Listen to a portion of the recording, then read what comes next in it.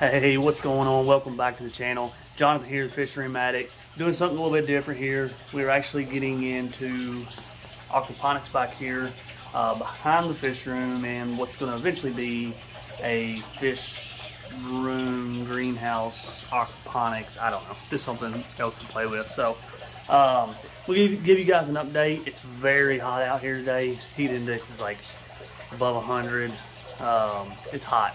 So I'm not going to spend a ton of time out here. This video maybe broke up a little bit. I'm going to show you a couple updates I'm going to go ahead and do. I'll spin this around here and go ahead and show you one of the issues I'm having. So when I set this up, again, I used all scraps. It was just all stuff that I had laying around, so it's all pieced together.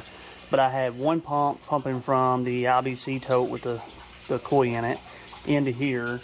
Another pump pumping out and into the filter box, which goes back in. Running two filters is just, it makes things really, really hard. And it's not working. And so just now, I walk out here this morning, or today, just, 10 minutes ago, and it's actually running over the back because I don't know what's going on. And it's draining the IBC tote, which kind of works in my favor because what we're going to do today, I'm going to take the two pump system out and we're actually going to drill a hole in the side of this EBC tank that's going to act as an overflow. And so what's going to happen is I picked up this 800 gallon a minute pump, and it's actually going to it's going to set inside of here, flow into the filter media up here and then back in, and then from there overflow back into here out the side of the tank. So that's our project for today. I'm going to try to walk you through it and show it to you. Shouldn't be too bad. I have I picked up a Unisil adapter, and that's going to go into the side of it so I can just slide my pipe through there, and it should hold any water from leaking out and allow us just to drain in. So it should be a fairly quick, simple project, but we'll see how it goes. So before I jump into it, this is right at a week, I think. Actually, I don't even think these are cucumber plants. I just found some at the local store and thought, well, and my garden out back is not producing cucumbers very well. I think I got a bug or some sort of disease and it's wiping them out bad. But anyways, I thought I was gonna try to plant some late ones, and then I brought some in here and thought, well, I'm gonna try one here since I got this going. And so far they're already putting on quite a bit of growth. And they're healthy, and if you lift up the tray, actually you can see the roots. And this is only maybe, there's a root here sticking out, but if we lift these up, I don't know if I can do this one-handed or not. Maybe. Yeah, there we go. So you can see the roots are already doing really well. And I mean, this is just a few days right now. So we're maybe a week in, maybe. I don't think it's even been that long. So they're doing really well. I've got some string. We're actually going to tie them up as they start growing, and I'll show y'all that process. And then, I don't know, I'm going to find something else that's pretty easy, beginner to grow. I don't even know if those are easy to grow or not in aquaponics, but we're going to give it a go. And then I was thinking maybe strawberries on this end, and maybe just do another tray of cucumbers here, possibly. So I don't know. We'll get to that, figure that out. I got to get the flow fixed so I'm not losing water constantly, and get this thing cycling a little bit better. I also was wanting a little bit more water flow in the table as well. So, all right, let's get to it.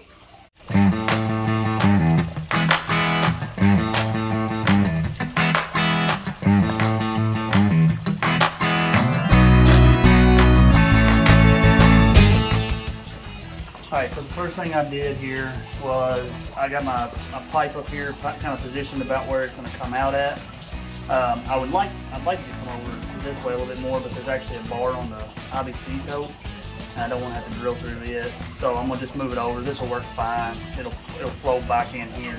But I wanted to make sure that it's pretty level with where it's setting here, so that the water is flowing pretty decent. And actually, we're gonna kind of angle it just a little bit so that it'll flow a little bit quicker, but not much. So we'll drill this hole out. We're gonna drill a hole straight through, and then we'll slap that fitting in there.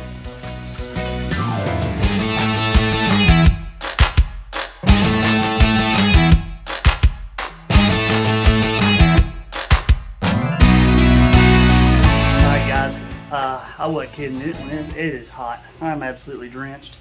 Took a little bit longer than what I was actually hoping it would. And you know, just the sun coming in here, there's really no breeze at all. Eventually what I want to do is put some windows through here that I can open up and let a little bit of breeze come through, but it is hot in here. So what I did real quick, I'll show you. I put the new pump, actually let me spin this around here.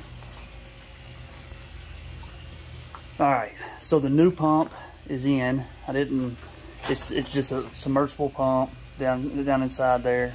Comes up, goes into the back to the filter house. It's got filters where it filters down. I think some gunk from that old line just went through there. So then I ended up having to turn this pipe around. So the uniseal, it goes through here now. On the bottom, I'll post a picture here in the corner. On the bottom is actually, like, I cut some lines in it, and I was planning on that being on the surface. But what happened is because, again, this was just in the first attempt, so I wasn't really thinking about the height of the bed.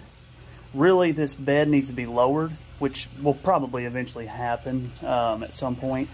But the bed really needed to be lowered because the pipe is like perfectly level coming out of here. If anything, it needed to go down a little bit.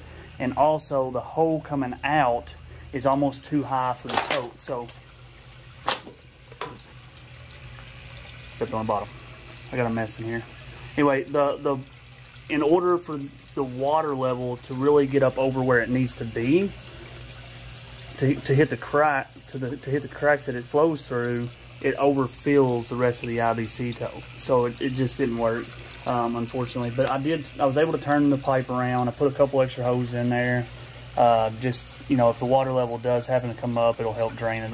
I'll probably put a few more across this top, just for kind of like a safe, you know, if the water level gets too high for some reason, for whatever, it'll help drain it over into the bed. I don't know if that makes any sense or not, but I guess once it gets up over that, it's overflowing somewhere anyway, so I don't guess it matters. But anyway, the bed is, so far it's holding a good level in both the bed and the tank.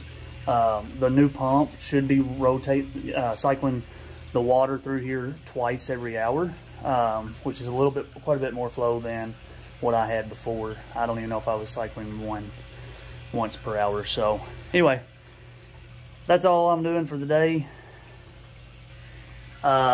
Stay tuned. I'm gonna have more on this. This is a lot of fun. I'm learning about it. It's interesting. I know we are all about the fish, and I'm gonna get back to the fish. Right now it's just, you know, it's summer. I've got a lot of projects already going on, keeping the yard mowed and work and everything else. So I'm basically just maintaining there. So there's not been really anything exciting in the fish room going on. This is something I've been wanting to do, and I figured why not try it while it's warm out before winter hits. Winter hits, we'll be back in the fish room, get some things done in there again. So anyways, stay tuned, hit that like button, subscribe if you want to follow this, see how this this venture carries on, and thank you for watching. We'll see you in the next one.